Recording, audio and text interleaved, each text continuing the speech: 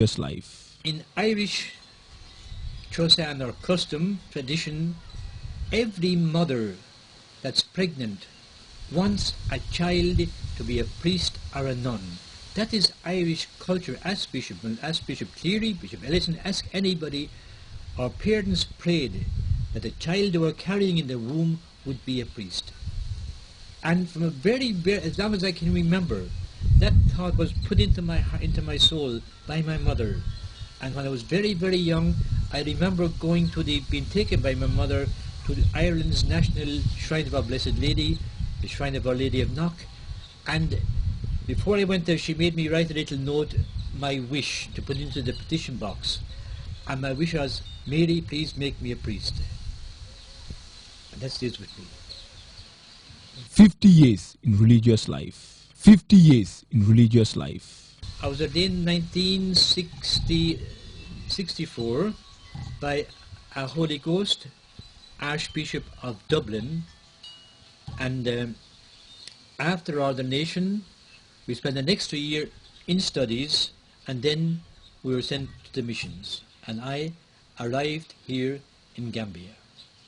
After ordination, we Spiritans, we go to our provincial, our boss man, and he says, he doesn't ask you any questions. He says, Father Sharp, your destination is Gambia.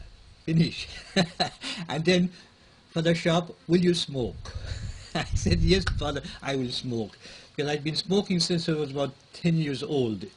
And when I went to the novitiate, we had to stop smoking. I stopped smoking for 10 years. The day I left the seminary as a priest, I bought my cigarettes again. So I smoked for many years in the Gambia. I stopped smoking about 8 years ago. 50 years in religious life. 50 years in religious life.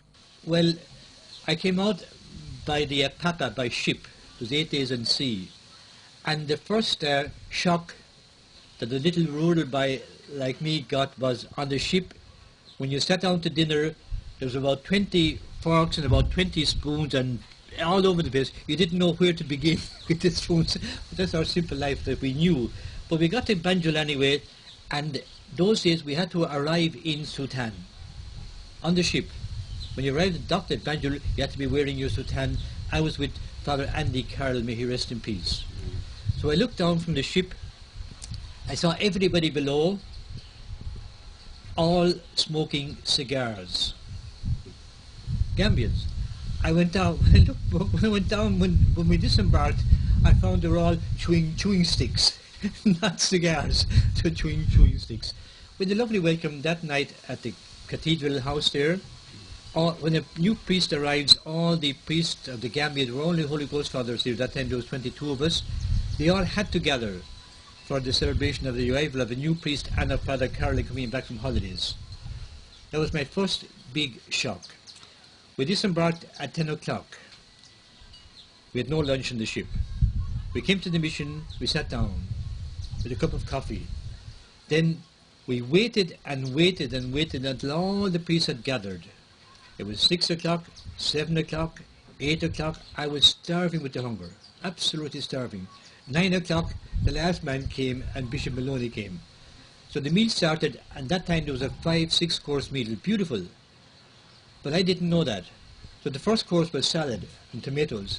I filled my stomach with the salad and tomatoes until I could eat nothing more. Then the other courses began to come, and I couldn't eat them. I was so full with salad. That was my first experience in the Gambia.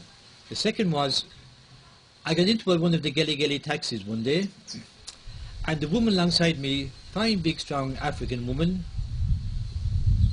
had a baby in her back. She pulled the child around her back and put the child on the breast. And I nearly jumped out the window because we weren't used to looking at women's breasts in Ireland.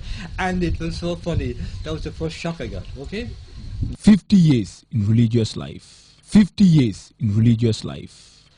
My first appointment was 6 months in Banjul, in the house near the cathedral there. I think what was the name of that house? It was Ardens, we used to call it at that time. It was sold since then. 6 months there with Father Comer, and that was a time when they had to learn the Wolof language. The first 6 months was you had to learn the language. And I was there for 6 months. It was lovely 6 months, but I studied the language very, very hard because you couldn't hear confessions unless you passed an exam. And it was Father Farrell gave me the exam and he passed me. And then he went home to Ireland for 3 months holidays. Then I was appointed to Canafine after that. That was 1966, I'd say, appointed to Canafine as his helper. 50 years in religious life. 50 years in religious life. Well, I did 9-10 years in Canafine. During that time, I used to do hunting at the gun. Out around Tarrinkeel area, your homeland out there, that side there was all flat bush that time. And they're going to be bang, bang, bang, bang all around me, and no bushfall dying, and the people were laughing at me. But anyway, I saw a pig, a few black pigs, and I thought they were wild pigs. I was ready to shoot one. The people, no, don't, that's a pig, a Manjago pig. So somebody said, where you see pigs, then you have Manjagos, then you have pagans, people who follow the local religion, you find them. So that was my first introduction outside of Serekunda, out there, and I went around a lot and I found many, many pigs and many, many Manjagos in the bush. And that brought me to Kunkujang. I did a survey of Kunkujang area. I found 34 little hamlets, villages of Manjagos. 50 years in religious life. 50 years in religious life. One of the most beautiful things I found in coming to the Kunkujang area is the warm welcome I've got everywhere from my Muslim brothers and sisters, especially 30 years with the late Imam of Tujuring, Al-Haji Jaite. Every year that good man gave me a piece of the sacrificial lamb at Tabaski. And every year I gave him a little bottle of spray to make him smell nice for his wives. It was a lovely, lovely relationship. And on a few occasions in Sanyang, I was asked to speak to them at their Tabaski celebrations. They've always been very, very kind to me. I go to Tujuring, they salute me, they welcome me. And when I'm going on holidays in May, the last person I visit in the Gambia is a lovely gentleman, Al-Haji Jata in Tujuring. He's an elderly man. I always go to his house, I greet him, I say, Papa, I'm going home now, I'll be back again. When I come back, my first stop in Gambia is with Al-Haji Jata. 50 years in religious life. 50 years in religious life. I went to Bishop Maloney. I was parish priest at that time of Canafine. And I went to Bishop Maloney, I said, Bishop, I want to start a new mission in this area, because after doing a survey of the area, I found that Kunkujang was the center of the area.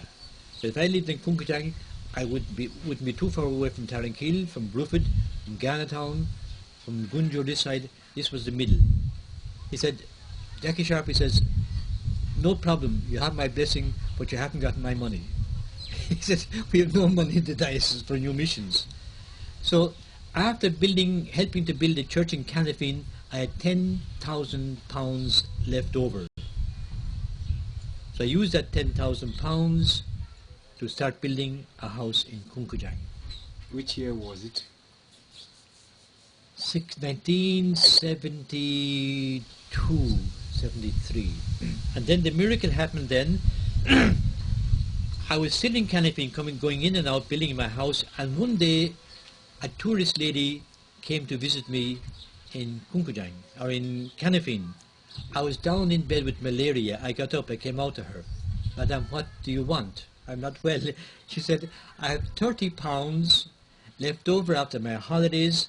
I don't know what to do with it. Can I help you, Father? I said, no bother, ma'am. Let's get into my car. I got into the car straight away.